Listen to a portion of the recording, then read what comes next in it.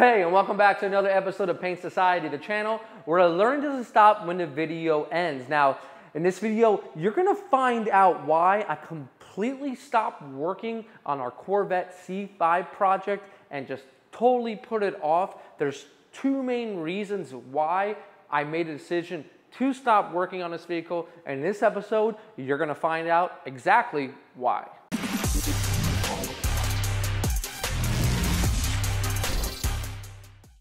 And thanks again for joining me on this episode. My name is Brian. If you're new to Paint Society, this is a channel where you're gonna learn about your home projects, things you can do in your home garage, or let's say you're a production painter. These are different things that you can learn in a production setting on how to professionally paint.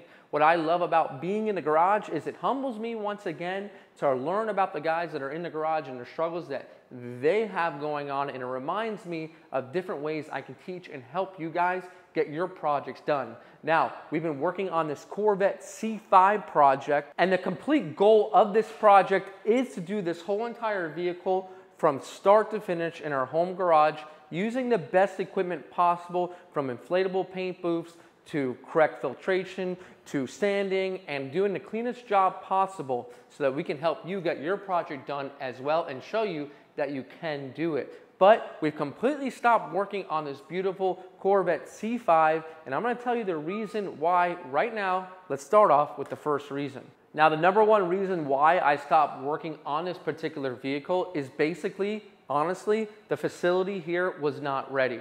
I brought the car in, if you remember those first few videos when we have the car in here. Basically, this place looks completely different. There was nothing really in this facility or this garage to be able to work on a car. I was struggling to even find my tools or where they're at. And coming into a new garage and doing a renovation, it really takes the time. So things have really changed from that point where I had absolutely nothing in the garage, didn't have my cabinetry, I didn't have any of my compressor system, and no means to really work on a car even from home.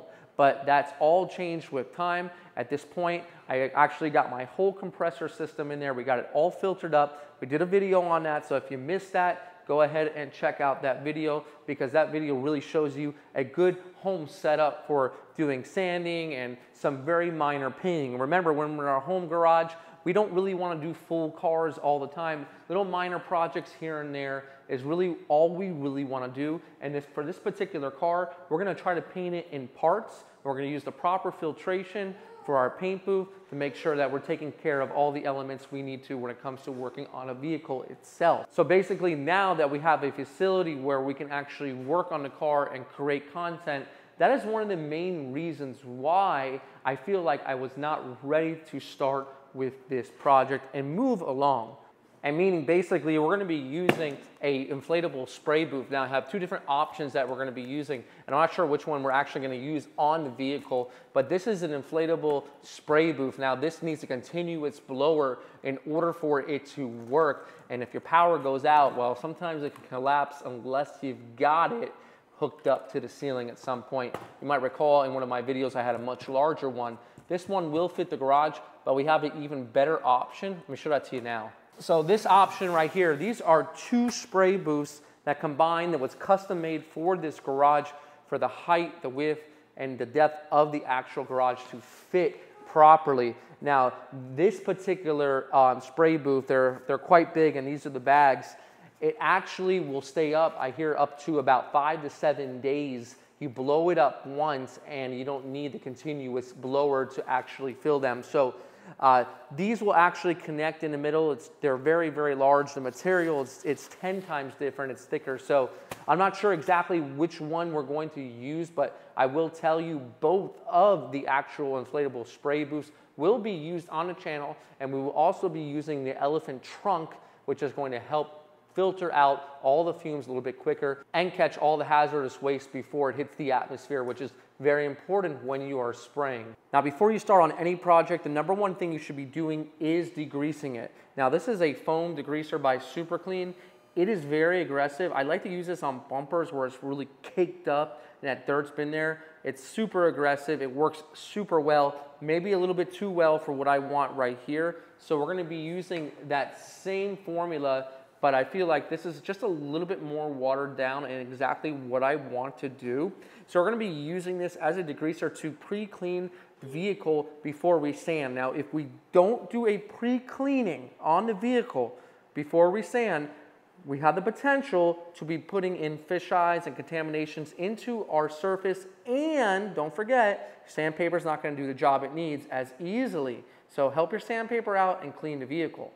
Now, along with the facility not being ready to work on the Corvette, one of the things I really wanted to do was get myself a pretty good pressure cleaner, and I cannot stand winding up the hose on a pressure cleaner because the hose always gets kinked or creased or something like that. So I reached out to Giraffe Tools. I was really interested in getting that in my garage, and they actually have a pretty cool wall mounted kit with decent pressure for something that I just want to do as far as washing down the car, and that's going to be the first step. So once I got that pressure cleaner all unboxed, I was able to do the minimal drilling and get the bracket back onto the wall, and as soon as you get the bracket onto the wall, you're basically able to slide on the actual unit itself, and that's just where it stays, and it comes with 100 feet of hose, which is pretty cool because I always enjoy to do cleaning outside of the house or the cars. But we're gonna actually clean the vehicle right here. I don't have a drain in my actual garage, but the floor could use a minor cleaning, so we're gonna clean it up and get it degreased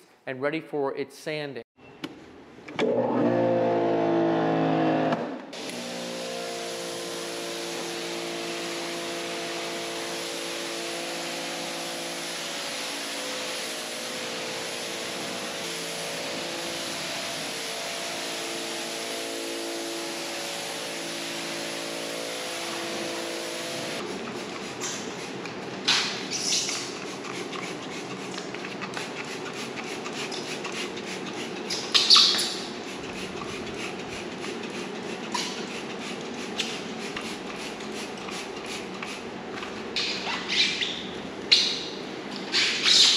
Here we go.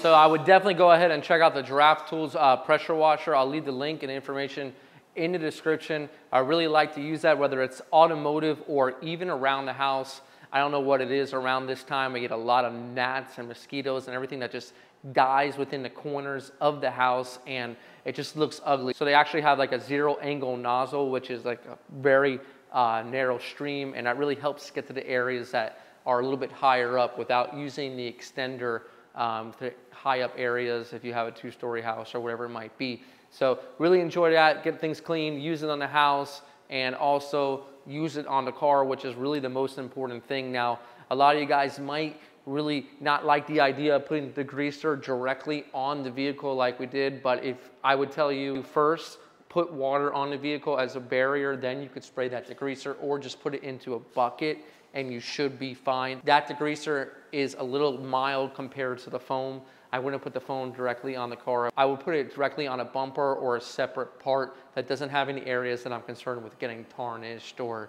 letters or ink coming off of the vehicle if there's a sticker nearby, something of that nature. So we've got the car completely all clean. Now today in this episode, my focus is going to be sanding down this portion and sanding down this portion. I would say these two portions are in pretty good condition.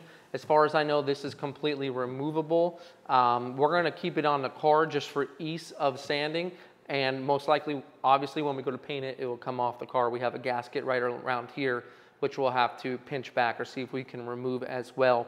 So we'll attack this and we'll attack this as well. But before we do that, let's talk about reason number 2. Now, the second reason why I have not worked on a Corvette in so long is a reason that might humble you, and a reason that you really need to think about your life. And if you're in a shop and committing a lot of time to your shop life, you need to think about your family too. Now, one thing that's kind of been getting away from me is spending a little bit more time with activities and doing different things with the family. You know, sometimes when we're at the shop, we're only thinking about that color that we can't get right, or that car we need to finish by Friday, or there's always something. And today I was very excited because I reached out to Eco Trick Bicycle. and I was very interested in getting new bikes for myself.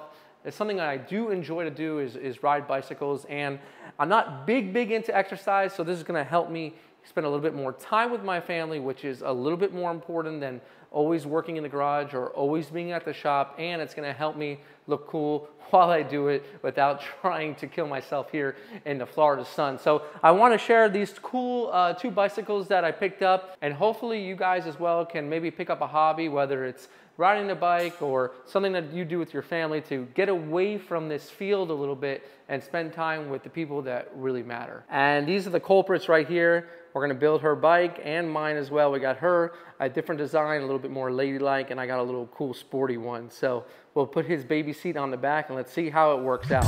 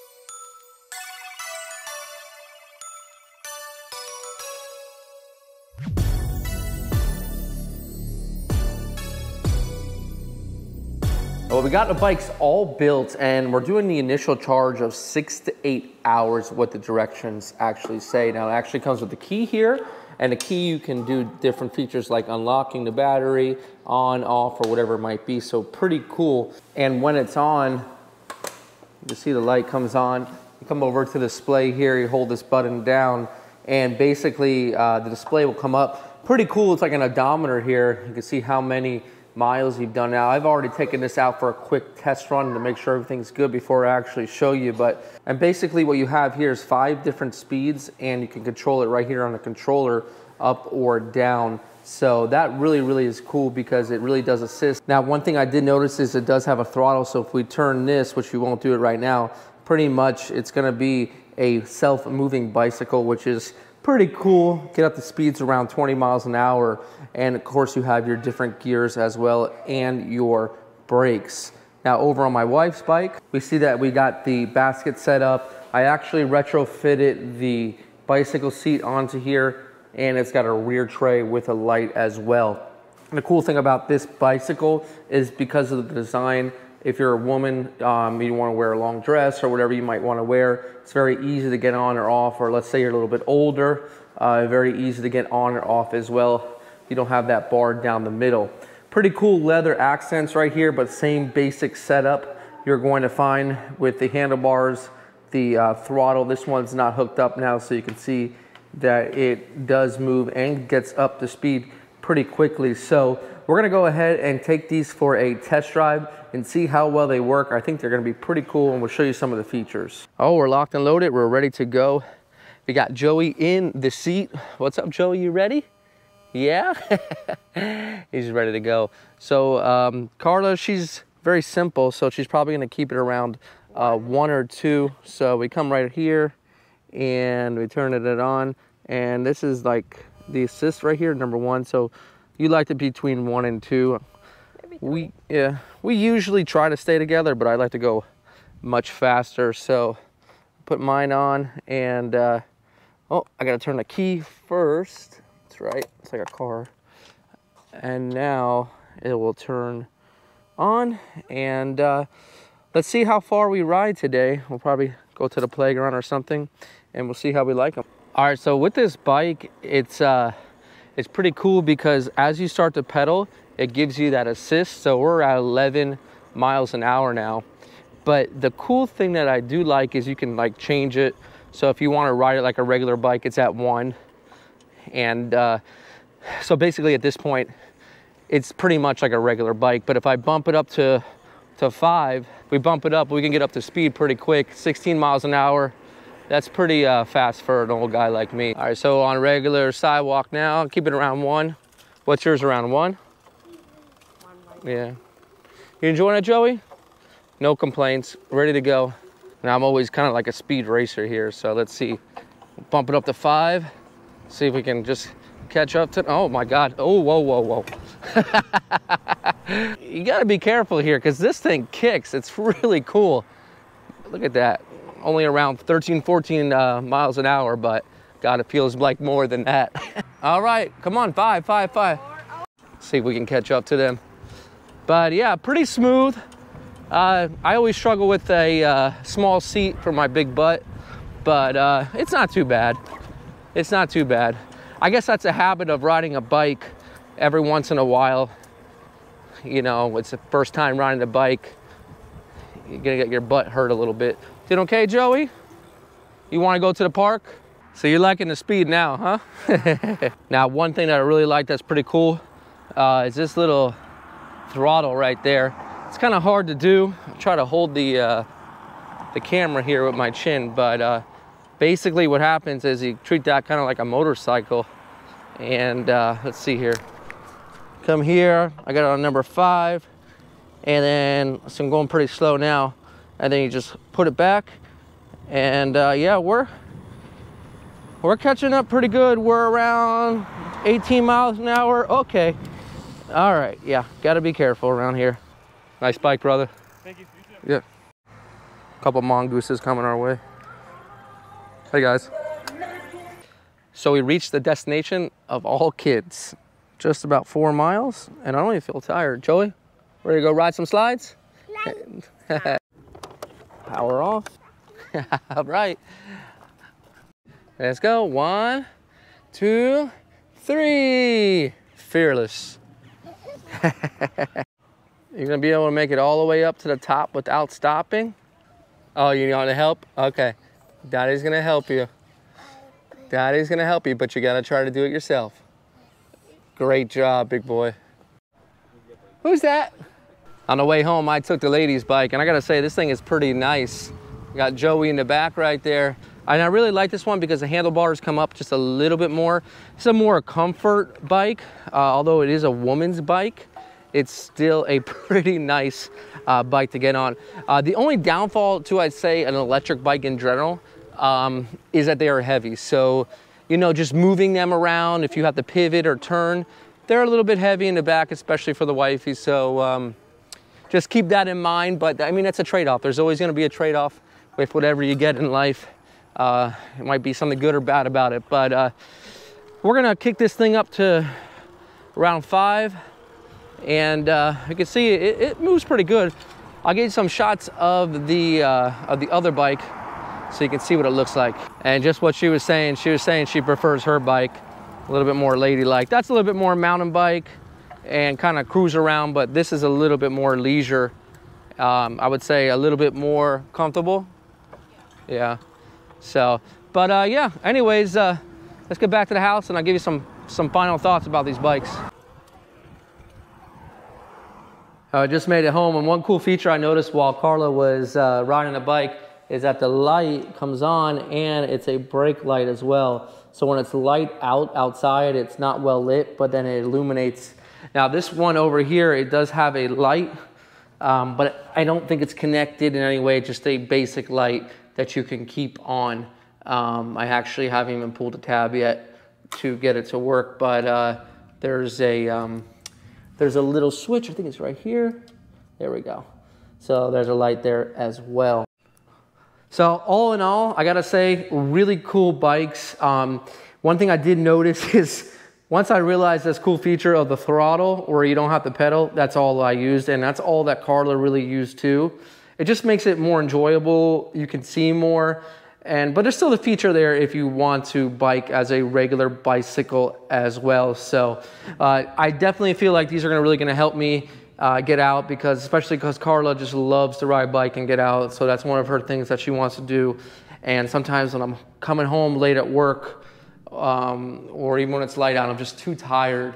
But something like this, I don't have to pedal. I can just get out there and feel the breeze through what hair I have left. Just feels really good. So once again, special thanks to Ecotric Bicycle. Check them out down in the description if you want to see what they have to offer. And I really do appreciate it because it makes me really fulfilled to just feel like a dad and do what I need to do for my family and create those memories. So really cool, and I think it's time to get back to work. So that was a pretty cool ride. Now, but moving back to finish up this video, we're gonna go over the top surface here. Everything's been cleaned off like we did in the previous part of the video. Now we're gonna get back to go ahead and doing a little bit of sanding on the vehicle. Now I know that we did use some degreaser in the beginning of the video, but a lot of steps that are missed early on are the cleaning steps. And I cannot tell you how important it is to go ahead and make sure that you're cleaning your surfaces first. The reason why is a lot of you might be getting contamination issues. You can't figure out where it's from. Sometimes it's just sitting there on the panel all along. And basically what you're doing when you sand is you're sanding those contaminants deeper and deeper into the surface. So why don't you give yourself a chance and get them out? Look at, just by taking out your pre-painting prep or wax and grease remover or what it might be, whatever it might be, and doing a little bit further cleaning to your panels. This is really just going to help assist in the long run. You can never be too clean when it comes to doing any sort of paint work itself. Now I'm just using regular paper towels. There's no need to worry about any sort of lint or anything like that because we're not at that stage. Now this portion of the vehicle will actually be taking off in the future for more prepping, but just for today's video, we are going to sand it right on the vehicle. We'll go ahead and tape up some of these moldings so we don't get them damaged. Now we're gonna go ahead and get started with the sanding process. Now, you don't need to use a sander like this. You can hand sand this, but this is gonna leave a better sanding scratch. And I'm not particularly talking about this model in general because this is a vacuum sander and it's quite expensive. And I've said that many times on my channel, you do not need this. But if you have a DA sander that is connected to air, that is gonna be your best bet for the nice softest scratch. You can use those Walmart brand sanders that are electrical, and they do work. The problem is they are full force, so you gotta be very careful with them. If you're a rookie, you're gonna wanna put them on the lowest setting because they could get you into trouble if you are not a professional. But again, you definitely can use those if you need to sand down your car. Now, we're gonna be using a 400 grit, and basically what I wanna do is just take down the surface. Now, I was tinkering in between 600 and 400, but you know, this is actually some decent clear, but it's seen some oxidation, and I wanna make sure I smooth it down a little bit as much as possible. So we'll go ahead and line it up here so we have a good vacuum. And as soon as I turn that trigger on, the vacuum will kick in.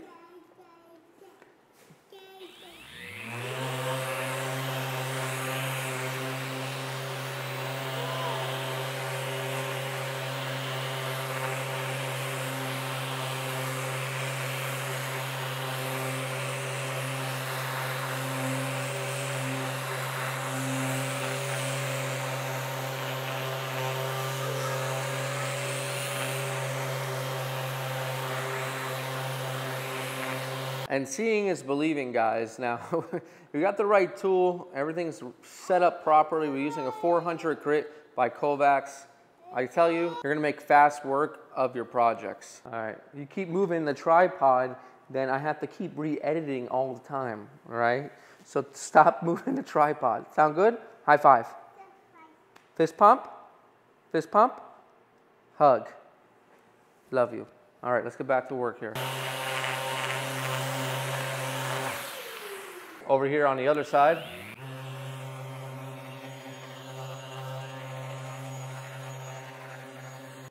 And just like that, it's completely sanded. Now we'll go along the edges, basically our same piece of paper, and just go ahead and scoot it in there to get it. You can also use a maroon scuff pad. You can see the big difference just when not using the dust extraction system. It just makes a much bigger mess.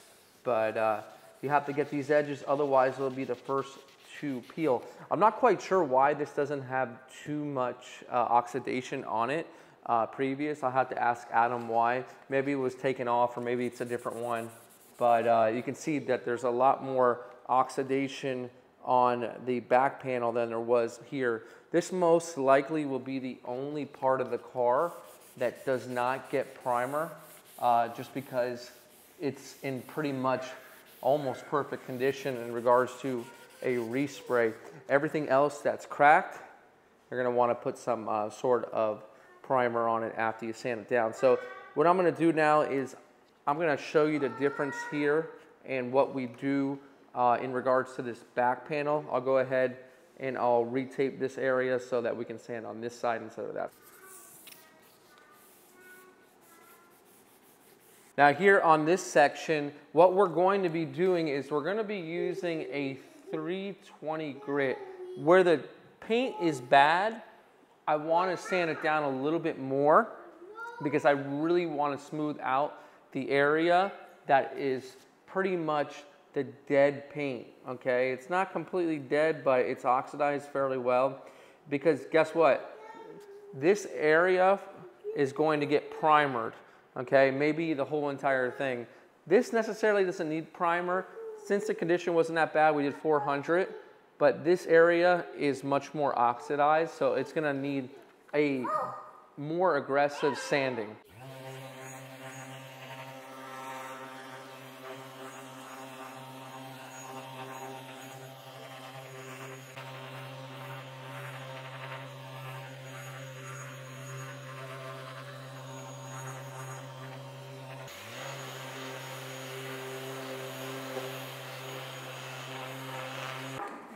And on this side as well are 400.